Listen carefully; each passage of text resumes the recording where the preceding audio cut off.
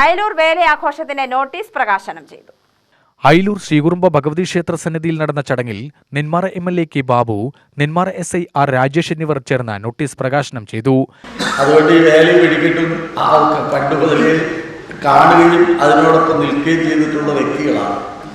സ്വാഭാവികമായും അത്തരം ഒരു അവസ്ഥ നിലവിലുള്ള നിയമങ്ങൾ കൊണ്ട് വല്ലാതെ നമ്മളെ എല്ലാവരെയും വിഷമിപ്പിക്കുന്നുണ്ട്. എന്നാൽ നിയമങ്ങൾ പാലിക്കപ്പെടേണ്ടതുമല്ലേ? ഈ സംസ്ഥാനത്ത് എവിടെ വേല വെടിക്കെട്ട് നടന്നാലും ഈ വാട്സപ്പ് മെസ്സേജോ വാർത്തയോ വന്നാൽ ശ്രദ്ധിക്കുന്ന ആളാണ്. കാരണം എന്താ പറയുക, എനിക്കിത് ഒരുപാട് വേലയും കുമ്മാട്ടിയും നടത്തി കൊടുക്കേണ്ടതാണ്. ഈ എൻ്റെ നിയമസഭാ മണ്ഡലത്തിനകത്തുള്ളത് 2 വർഷത്തിലൊരിക്കലാണ് ഒരു കുമ്മാട്ടി വരിക. എവിടെ? വടവന്നൂർ. ഒരു ഓലപ്പടക്കം പഠിക്കാൻ സമ്മതിക്കില്ല. നെന്മാറ അല്ലെങ്കിൽ മേൽ വന്നാൽ അവിടെ മറ്റേ എന്താ പറയുക, വെടിക്കെട്ട് പറഞ്ഞ് നിൽക്കാതിരിക്കാൻ പറ്റുമോ? നിൽക്കണ്ടേ? കഴിഞ്ഞ തവണ ഒരു പക്ഷേ ഓഫീസർമാരൊക്കെ വന്നു കഴിഞ്ഞാൽ ഓഫീസിലിരിക്കുന്ന ജോലിയാണ് ഉണ്ടായിരുന്നത്. കഴിഞ്ഞ തവണയാണ് നമ്മുടെ SP നേരം പുലരുന്നത് വരെ ആ വെടിക്കെട്ട് കഴിയുന്നവരെ അവിടെ ഉണ്ട്. എന്താ പ്രശ്നം ഉണ്ടായി? നെന്മാറക്കാർ കൊടുക്കേണ്ട സമയം കഴിഞ്ഞിട്ടും വെടിവിട്ടിട്ടില്ല.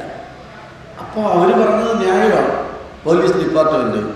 കാരണം തലേ ദിവസം രാത്രി വന്ന് നിൽക്കാൻ തുടങ്ങിയ ആളുകൾ ആ പറമ്പിൽ കിടക്കുന്നു, ആ മറ്റുള്ളിടങ്ങളിൽ കിടക്കുന്നു, വെടിക്കെട്ടിന് വേണ്ടി പുലർച്ചെ എഴുന്നേറ്റ് വരുന്നു. വന്നിങ്ങനെ ആളുകൾ നിന്ന് ഈ സമയം വൈകി 1.5 മണിക്കൂർ 2 മണിക്കൂർ വൈകിയാലുള്ള കുഴപ്പമെന്താ? Vela committee president A Ajith Kumar അധ്യക്ഷനായി.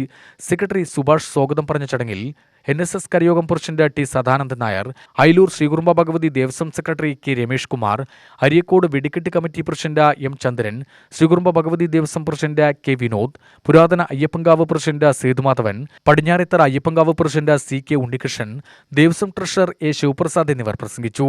വേല committee vice president M Sunilkumar ചടങ്ങിന് നന്ദി പറഞ്ഞു.